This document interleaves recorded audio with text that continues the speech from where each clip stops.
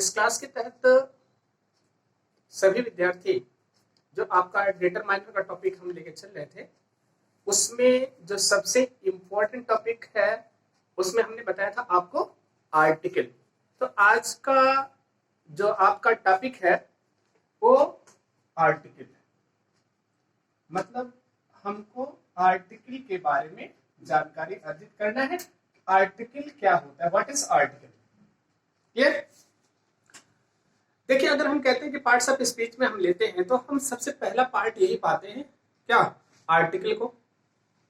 लेकिन चूंकि ये डिटरमाइनर्स होते हैं, मतलब इनकी विशेष मीनिंग नहीं होती है, लेकिन ये सेंटेंस को एम्फेसिस करने का काम करते हैं या उसको स्पेसिफिक बनाने का काम करते हैं, इसलिए इन्हें पढ़ना तो जरूरी है, लेकिन इन्हें पार्ट्स ऑफ स्पीच की कैटेगरी से बाहर कर दिया। किसने? हमारे जो मॉडर्न मतलब ग्रामर थिंकर हैं, उन्होंने क्या किया, आर्टिकल को पार्ट्स ऑफ स्पीच से बाहर कर दिया।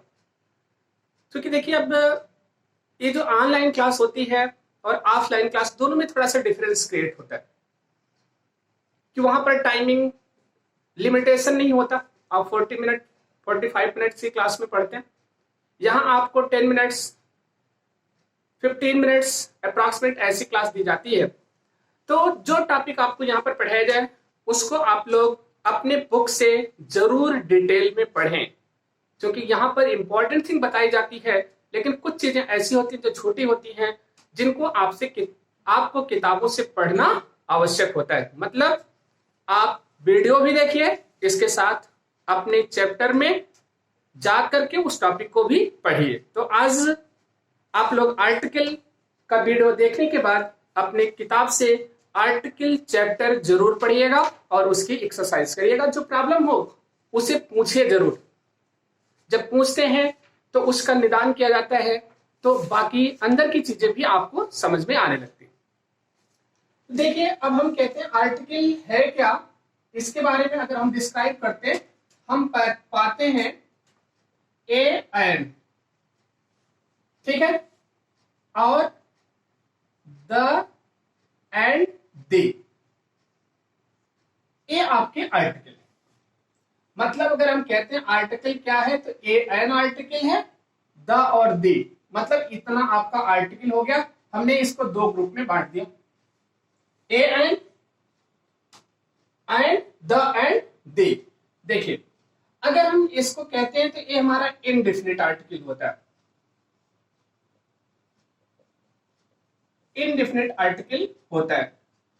एकदम छोटी सी चीजें हैं, आपको ये क्लास 1 2 3 में पढ़ाई जाता है, 4 में पढ़ाया जाता है, 5th 6th में पढ़ाया जाता है, लेकिन इसको हम आगे जब कंपटीशन लेवल पर पढ़ते हैं तो वहां भी हमको इसको पढ़ने की जरूरत होती है, लेकिन वहां पर यूजेस पूछे जाते हैं। द एंड दी आपका डेफिनेट आर्टिकल क्या है, डेफिनेट आर्टिकल। अब इसका मतलब आर्टिकल को हमने दो कैटेगरी में डिवाइड कर दिया। हमने कहा एक इनडेफिनिट आर्टिकल होता है, दूसरा डेफिनेट आर्टिकल होता है। इनडेफिनिट आर्टिकल के अंतर्गत ए एन आता है और डेफिनेट आर्टिकल के अंतर्गत द एंड दी आता है। क्लियर? तो अब हम ये जानते हैं कि एक इनडेफिनिट आर्टिकल क्यों है और एक डेफिनेट क्यों। दोनों को हम एक साथ कंपैरेटिव पढ़ा रहे हैं, आप लोग थोड़ा सा समझिएगा, और अलग अलग भी पढ़ेंगे, आपको अच्छी तरीके से समझ में आ जाएगा। जैसे मान लीजिए हमने कहा इनडेफिनिट में आपका दो आर्टिकल आया, ए एंड एन, दोनों का मतलब एक ही होता है, बस केवल इस साउंड या लैंग्वेज में टोन लाने के लिए दोनों को अलग अलग अर्थ में दिया, ए दिया गया और एन दिया गया। ए एंड एन, इसका मीन्स क्या होता है? मीन्स मतलब मीनिंग, एनी। अब ध्यान दीजिए कि मतलब इनडेफिनिट आर्टिकल ए एन का मतलब क्या होता है, एनी। अगर हम कहते हैं एनी होता है तो फिर हम एनी क्यों ही ना यूज करके हम ए एन का प्रयोग करते हैं। देखिए, एनी क्या ना, ये स्ट्रांग अपील करता है। क्या करता है? स्ट्रांग अपील करता है। मतलब जहां पर हम ज्यादा किसी चीज को एम्फेसिस करते हैं वहां पर हम एनी का प्रयोग करते हैं।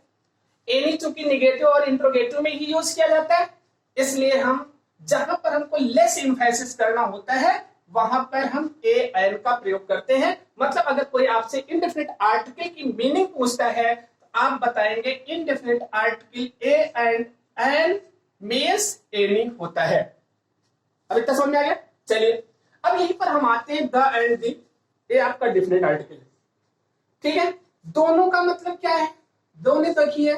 मॉडर्न में द एंड दी, ध्यान दीजिएगा, ये कहीं पर लिखा नहीं जाता, हर जगह पर केवल हम द ही लिखते हैं। इसी को कहीं पर हम द पढ़ते हैं और कहीं पर हम क्या पढ़ते हैं, दी पढ़ते हैं। सेम जैसे यहाँ पर ए एन होता है वैसे यहाँ पर द को ही हम कहीं पर द पढ़ते हैं और कहीं पर दी पढ़ते हैं। ए यूज केवल हमारा पोएम में आता है। क्लियर। चलिए व्हाट इज द मीनिंग, इसका मीनिंग अगर हम लिखते हैं तो मीन्स क्या होता है, समझ लीजिए। The and the means A less form of this होता है, लेस फॉर्म ऑफ दिस, मतलब कि दिस का लेस फॉर्म होता है। जहां पर हमको दिस यूज करना चाहिए, अगर दिस और दिस से कम अपील करनी है, मतलब कम इंफेसिस करना है, तो वहां पर हम द और दी का प्रयोग करते हैं। इसका मतलब अगर हम दिस का प्रयोग कर सकते, दिस के लिए होता है, ये दैट के लिए भी हो सकता है, और इसका प्लूरल क्या होता है, दीज होता है, और इसका प्लूरल क्या होता है, दोज होता है। मतलब ध्यान दीजिएगा, द का प्रयोग दिस के सेंस में भी किया जाता है, दैट के सेंस में भी किया जाता है, दिस के सेंस में भी किया जाता है, दोज के सेंस में भी किया जाता है। अब ये तो आपको क्लियर हो गया। किसके बारे में, डेफिनेट आर्टिकल के बारे में, जिसका मतलब क्या होता है, हमने बताया दिस। अगर दिस हो गया तो दैट भी हो सकता है, दिस हो गया अगर प्लूरल हो गया दिस भी हो सकता है, दिस अगर हो गया तो क्या हो गया, दोज हो गया। मतलब इतने के सेंस में हम किसका प्रयोग करते हैं, आर्टिकल द एंड दी का प्रयोग करते हैं। अब इतना समझ में आया, दो चीजें, एक indefinite article, definite article. Article आपके दो प्रकार के हुए, इनडेफिनिट और डेफिनेट। इनडेफिनिट में द एंड दी आया, नहीं, इनडेफिनिट में ए एंड एन आया और डेफिनेट में द एंड दी आया। दोनों का मतलब बता दिया, ए एन का मतलब एनी, द एंड दी का मतलब दिस, ठीक, और दिस से मतलब हमारा दैट दिस दोज भी होता है। अब इसका यूजेज हम समझते हैं, क्या समझते हैं, uses. What is the uses of indefinite article. अब देखिए हमने लिखा indefinite article, indefinite article is used. अब दोनों आ गया आपका, a an is used before singular, common, countable noun which is used for general sense। अब देखिए, जो सामान्य अर्थ में जहां पर हमको प्रयोग करना होता है, और नाउन हमारा कैसा हो, सिंगुलर हो, कॉमन हो, काउंटेबल हो, मतलब जो एक वचन में हो, मतलब किसी क्लास वर्ग के लिए यूज किया गया हो, जिसकी गिनती हम कर सकते हो, सामान्य अर्थ में प्रयोग किया गया हो, वहां पर हम किसका प्रयोग करते हैं, इनडेफिनिट आर्टिकल ए एन का प्रयोग करते हैं। इतनी चीज समझ में आ गई। अब देखिए दोनों में डिफरेंस कहां पर है, कि हम कहां पर ए कहां पर प्रयोग करेंगे, कहां पर एन। देखिए ए आपका कॉन्सोनेंट साउंड के साथ, किसके साथ, कॉन्सोनेंट साउंड के साथ हम ए का प्रयोग करते हैं। क्योंकि हमने कहा सिंगुलर होना चाहिए, हमने जैसे लिखा अ पेन, लेकिन अगर पेन्स होगा तो नहीं यूज किया जाएगा। अब चूंकि हम साउंड की बात करते हैं, हमने लिखा अ यूनिवर्सिटी,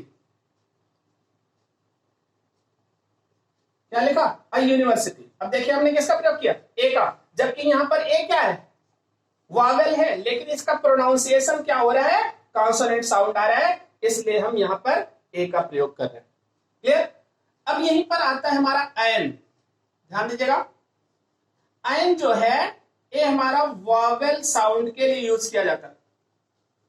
मतलब जहां पर हमारा साउंड कैसा आता है, वॉवेल साउंड आता है, वहां पर हम एन का प्रयोग करते हैं। क्योंकि हमने आपको consonant sound and vowel sound दोनों को जब हम लेटर पढ़ा रहे थे वहां पर हम अच्छी तरीके से आपको क्या किए थे, बताए थे।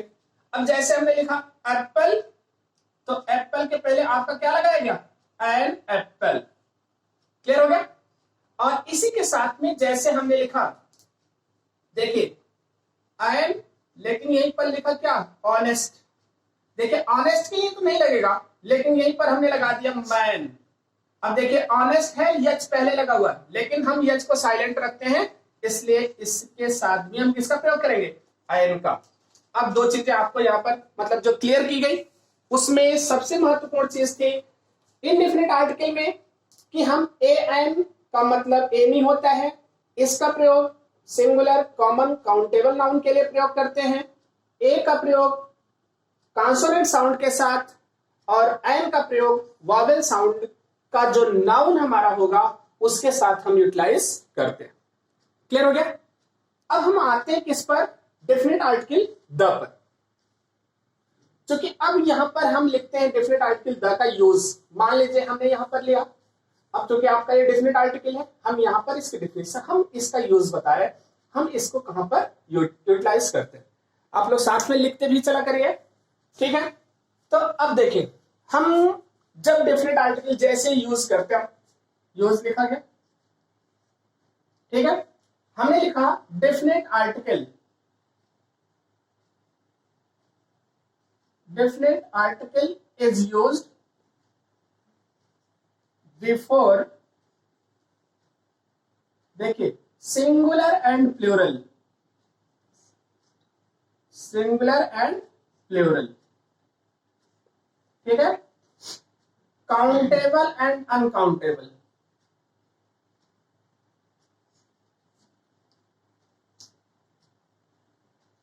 काउंटेबल एंड अनकाउंटेबल, ठीक है, common noun, common noun which is used for a specific sense, specific sense. अब देखिए यहां पर हमने बता दिया आपको कि डेफिनेट आर्टिकल का प्रयोग हम सिंगुलर एंड प्लूरल, देखिए एक वचन का होगी तब भी, बहुवचन का होगा तब भी, काउंटेबल एंड अनकाउंटेबल, मतलब जिसकी गिनती कर सकते हैं जिसकी नहीं गिनती कर सकते, दोनों के लिए। लेकिन नाउन हमारा कैसा होना चाहिए, कॉमन। उसके सेंस में हम डेफिनेट आर्टिकल हम या तो द का प्रयोग करेंगे या दी का, क्लियर। लेकिन हम पढ़ते केवल द और दी। हमने कहा पोएम में कभी कभी आपको यूटिलाइज डी का मिलेगा, THEE, नहीं तो हर जगह पर द ही मिलेगा। देखिए कहां पर हम यूज करते हैं, अब हमने यहां पर आपको बता दिया, द जो पढ़ेंगे एक कॉन्सोनेंट साउंड के साथ। अब यहां बताया था आपको कॉन्सोनेंट साउंड के साथ हम द, जैसे हमने लिखा यहां पर THE और यहां पर लिखा पेन, तो इसे हम पढ़ेंगे द पेन। ध्यान दीजिएगा क्या पढ़ेंगे, द पेन। और जैसे यहां पर लिखा गया दी, लिखा हमने लिखा एप्पल, तो यहां पर आपका क्या है, यहां पर हमने लिखा द, तो इसे हम पढ़ेंगे दी एप्पल। क्लियर। कहीं पर और इंफेसिस करना होता है तो वहां पर भी हम मतलब द के स्थान पर हम दी को पढ़ते हैं। अब डिफरेंस क्या आया, हमने देखा कि वही चीज हम ए एन का प्रयोग करते हैं, वही चीज हम कहां पर पढ़ते हैं, द और दी का प्रयोग करते हैं। तो दोनों के बीच में डिफरेंस क्या है कि कहां पर हम इनडेफिनिट का प्रयोग करेंगे, कहां पर डेफिनेट का। तो अब एक तो डिफरेंस इतना आ गया जो अगर हम मोटे तौर पर देखते हैं, हम देखते हैं कि सिंगुलर अगर होगा, कॉमन होगा, काउंटेबल होगा, तो उसके पहले इनडेफिनिट का भी प्रयोग कर सकते हैं, डेफिनेट का भी प्रयोग कर सकते हैं, एक चीज। लेकिन अगर द और दी का प्रयोग अगर हमको देखना है तो प्लूरल के पहले केवल द या दी का प्रयोग हो सकता है, अनकाउंटेबल के पहले केवल द और दी का हो सकता है, ए एन का प्रयोग नहीं हो सकता है। और क्या, नाउन के अतिरिक्त अन्य किसी के पहले हम किसी आर्टिकल का प्रयोग नहीं करेंगे, इसको आपको ध्यान में रखना है। बाकी आगे की चीजें क्या है कि जब तक किसी भी वर्ड का प्रयोग किसी सेंटेंस में ना किया गया हो, तब तक हम ये नहीं बता सकते कि उसके पहले इनडेफिनेट आर्टिकल लगेगा या डेफिनेट आर्टिकल लगेगा। मतलब जब हम किसी वर्ड को सेंटेंस में यूटिलाइज करते हैं तब वो हमको बताता है, हमको सेंस देता है कि वहां पर हम इनडेफिनेट आर्टिकल का प्रयोग करें या डेफिनेट आर्टिकल का प्रयोग करें। क्लियर? अब इतनी चीजें आपको इनडेफिनेट और डेफिनेट के बारे में बताई गई इस वीडियो के माध्यम से। बाकी आप लोग अपनी बुक से पढ़िएगा, अदर एक्सरसाइज आपको बताई जाएगी, एक्सरसाइज कराया जाएगा, तो वहां पर बाकी रूल्स भी आपको इसके बारे में बताए जाएंगे। Okay, thank you for this class.